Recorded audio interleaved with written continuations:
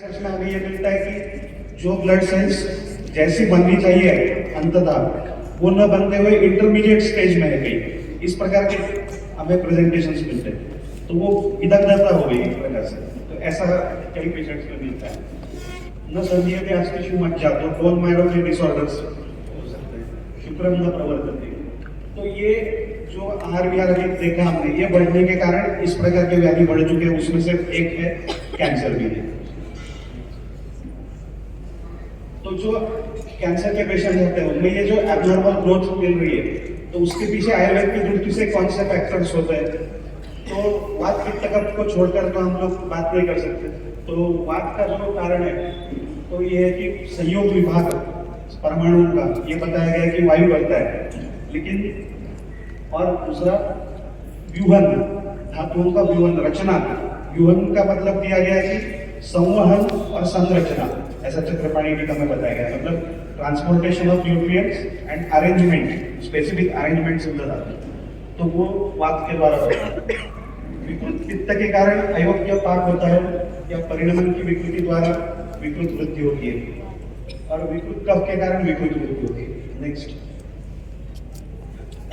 तो वायु के द्वारा परमाणुओं का सहयोग विभाग होता है, तो वो एबनॉर्मल सहयोग विभाग होने के कारण इस प्रकार की ग्रोथ होती है। ऐसा भी होता है कई बार। लेकिन यहाँ पे एक बात बहुत इंपॉर्टेंट भी है कि तेषाम सहयोग विभाग परमाणु कारणम वायु कर्म स्वभावश्च।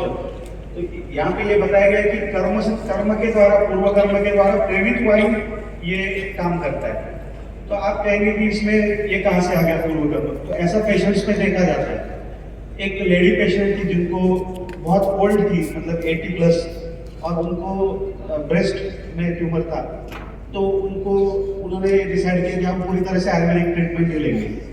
तो उनकी जो ट्रीटमेंट चल रही थी उसके द्वारा वो ट्यूमर की ग्रोथ कम हो रही है, धीरे धीरे कम हो रही है, काफी कम हो गई। तो फिर एक दिन क्या हुआ कि वो अपने घर में गिर गई और एग्जैक्टली उसी जगह उनको जख्म हो गई। तो फिर वो फिर से बढ़ गया। फिर हमने ट्रीटमेंट देकर धीरे धीरे धीरे वो ग्रोथ कम हो गई। 2-3 महीने में फिर से रिपोर्ट निकाला कम हो रही है।